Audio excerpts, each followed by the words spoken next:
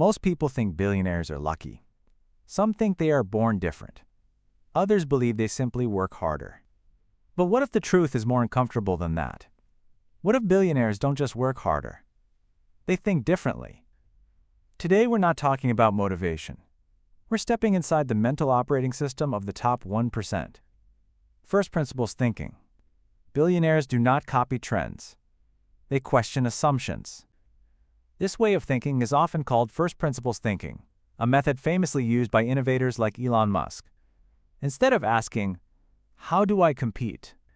they ask, "What is fundamentally true here?" When Musk entered the electric car industry, most experts said batteries were too expensive. He didn't accept the price. He broke the battery down to its raw materials: lithium, nickel, cobalt. Then he asked, "What should this cost at the material level?" That is, first principles thinking.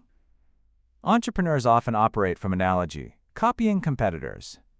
Billionaires operate from fundamentals, rebuilding systems from zero. This mindset requires intellectual courage. It requires ignoring public opinion. And it requires deep understanding, not surface knowledge. Power and long-term thinking. Most people think in weeks. Employees think in months. Managers think in quarters. Billionaires think in decades. Consider Jeff Bezos. When he built Amazon, he wasn't optimizing for yearly profit. He was optimizing for long-term dominance. He understood something powerful. Short-term profits create income. Long-term strategy creates power. Power is built through patience. This is why many billionaires tolerate criticism for years. They are not playing today's game. They are building infrastructure for tomorrow. For entrepreneurs watching this, ask yourself, are you building income or are you building an ecosystem? The top 1% think in terms of control, leverage, and durability. Vertical integration. Here is something many small business owners ignore. Billionaires reduce dependency. Look at Apple Inc. Apple controls hardware, software, chip design, retail stores, even services. This is vertical integration. When you control more of the supply chain, you reduce risk, increase margins, and protect your competitive advantage. Even Andrew Carnegie understood this in the 19th century. He owned the steel mills, the railroads, and the raw materials. Modern entrepreneurs often outsource everything. Billionaires internalize what matters most.